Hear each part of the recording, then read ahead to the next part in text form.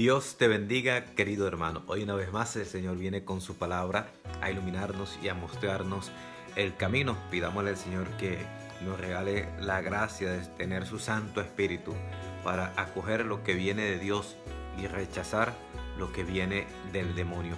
Es la lucha constante del cristiano, siempre estar en esa tensión de rechazar lo que es del demonio. El enamorarnos del Señor Jesús hace que pongamos nuestra mirada siempre en Él.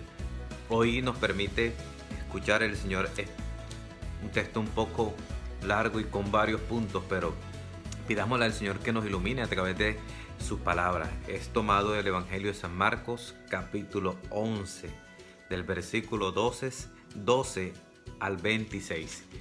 Y es un texto que ciertamente, como todos los evangelios, es maravilloso, a pesar de que tenga cosas fuertes, porque a veces las cosas fuertes nos fortalecen, nos llenan de espíritu, de vida, nos da lo que necesitamos verdaderamente para hacer la voluntad de Dios.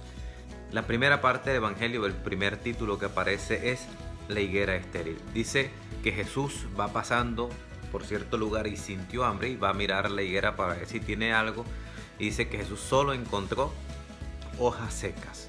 ¿Qué le dice al árbol? Entonces le dijo que nunca jamás coma nadie fruto de ti. Y sus discípulos oían esto. Digamos, esta es la primera parte de la reflexión de hoy. ¿Qué es lo que sucede o lo que nos puede suceder a nosotros? No era el momento de dar frutos. Uno puede llegar a decir que ese Jesús sí es malo porque tuvo que haber dicho a la higuera que no tenga frutos. Y resulta que cuando llevamos eso a una reflexión a nuestras vidas, tratamos de pedirle al Señor que nos dé el poder entenderlo, resulta que comprendemos que esas higueras somos nosotros, que no sabemos ni el día ni la hora de cuándo el Señor nos va a pedir los frutos de nuestra vida. La pregunta es, si es hoy, ¿tengo algún fruto para mostrar al Señor o será que soy pura hoja seca? Esto es difícil y es fuerte porque en lo poquito que puedo leer en documentos, en libros, cuestiones de la iglesia, estas hojas secas se traducen en la mediocridad, en la hipocresía, de lo cual ninguno de nosotros estamos libres. No significa que luchemos por ser hipócritas y mediocres, no, sino que en muchas ocasiones se ha vuelto en un estilo de vida que no es el estilo cristiano, porque el cristiano es una persona humilde, sencilla, transparente, porque es que si nos damos cuenta, Dios es así, es humilde, sencillo y transparente, o sea, no se ha mostrado con una figura por allá, quién sabe cómo. Se ha hecho un hombre como nosotros. Y por eso esta primera parte nos hace una invitación a abandonar, queridos hermanos. Y eso es para cada uno de nosotros, porque todos tenemos algo de esto. Abandonar la mediocridad, abandonar la hipocresía, porque muchas veces somos hipócritas con nuestra forma de vivir, de pensar, de actuar. A veces me reviso y me miro yo que ando con un clériman, que el cura, ¿cierto?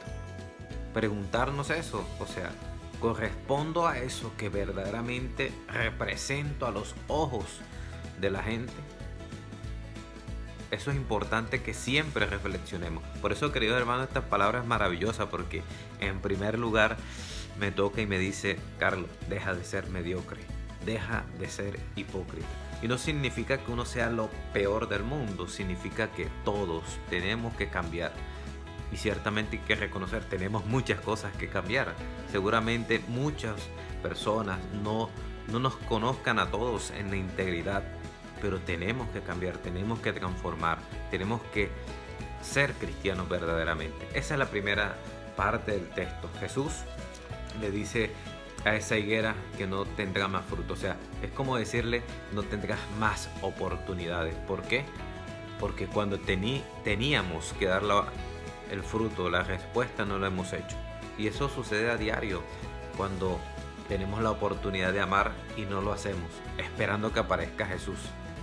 O sea, a veces parece tonto, pero a veces esperamos como el día que llegue Jesucristo, pero resulta que cuando llega una persona pobre, tenemos la oportunidad de amar, de entregarnos, de donarnos, bajamos la cabeza y no miramos, y resulta que el Señor nos dirá: ahí estaba yo, en ese pobre que te pidió un vaso de agua, en esa persona que un día quiso hablar contigo y nunca la escuchaste.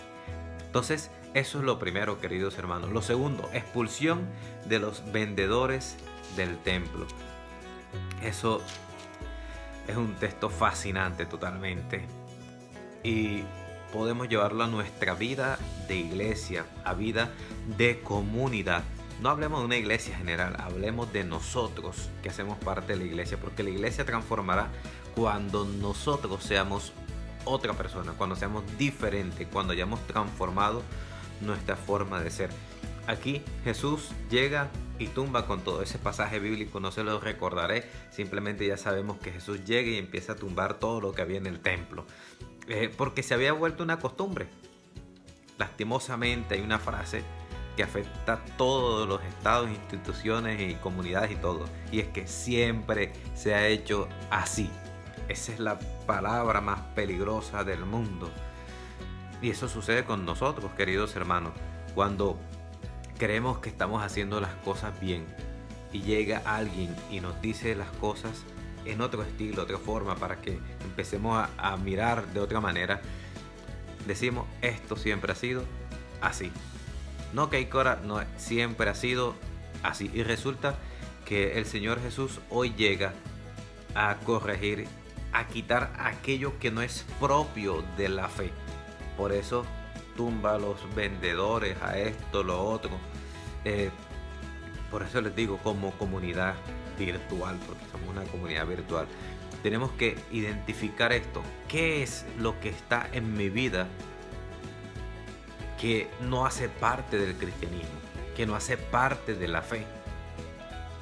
Por eso lo anterior, o sea, si yo soy mediocre, soy hipócrita, pues obviamente tendré que meterle a mi vida cristiana cosas que no hacen parte de, para que parezca, para dar una imagen delante de los demás.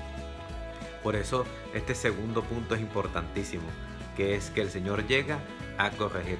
Si le damos nombre, el primero es abandonar la mediocridad y la hipocresía. Este segundo podemos decirle la corrección de Jesús, una corrección con amor.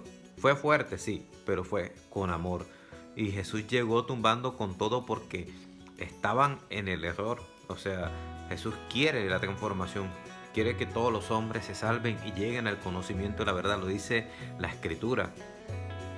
Y la conversión comienza cuando seamos capaces de abandonar de nuestro corazón, de arrancar todo aquello que no hace parte del camino de la fe.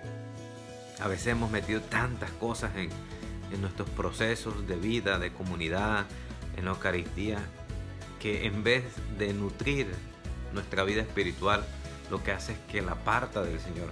Porque en el fondo, ¿qué es lo que necesitamos? Un encuentro con Jesucristo, con ese que tenemos aquí, con Jesús de la misericordia. Tenemos que encontrarnos con Jesús. Padre, ¿cómo se hace eso? Lastimosamente les tengo que decir algo.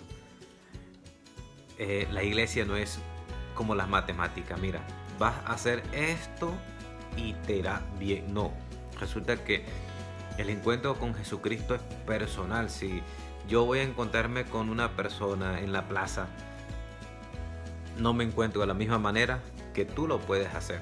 No diremos las mismas palabras. Así es el encuentro con Jesucristo.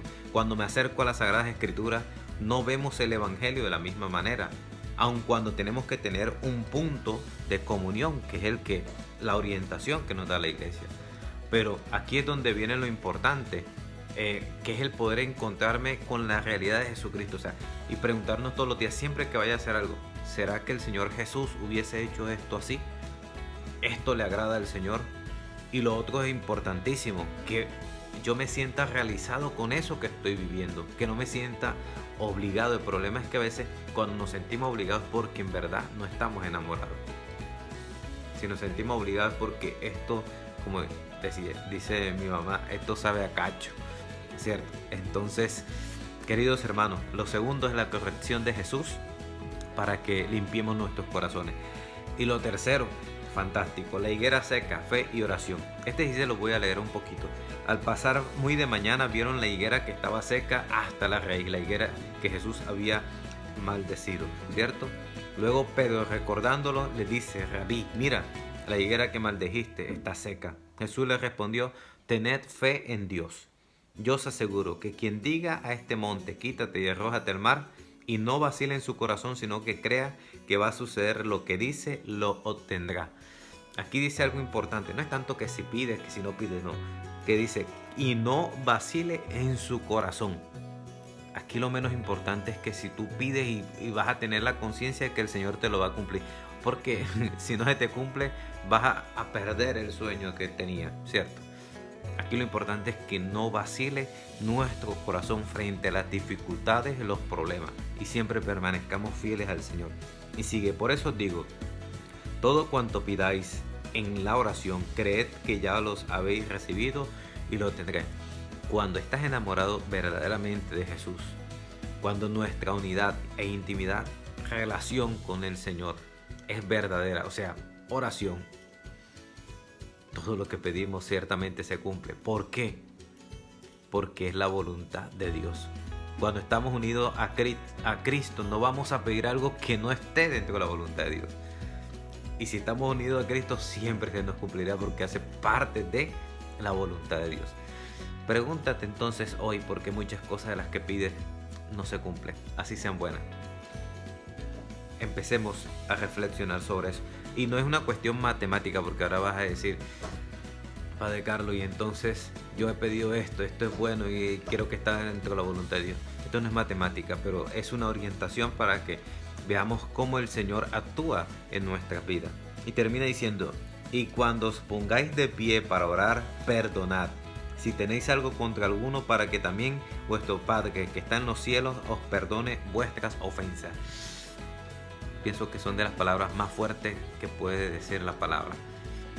Perdonemos para que el Señor nos perdone.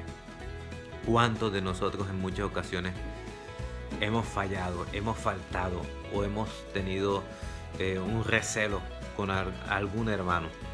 Debemos pedir perdón por eso. ¿Por qué? Porque si no perdonamos, no merecemos el perdón, sencillamente.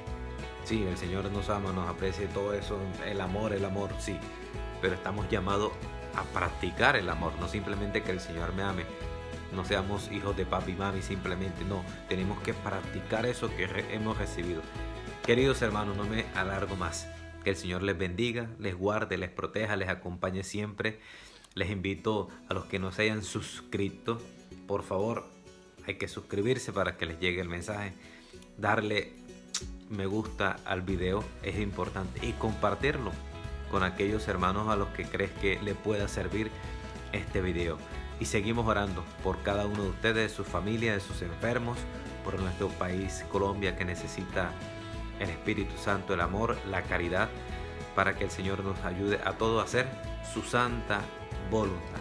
Que Él los bendiga y los guarde en el nombre del Padre, del Hijo y del Espíritu Santo. Amén. Buenas jornadas.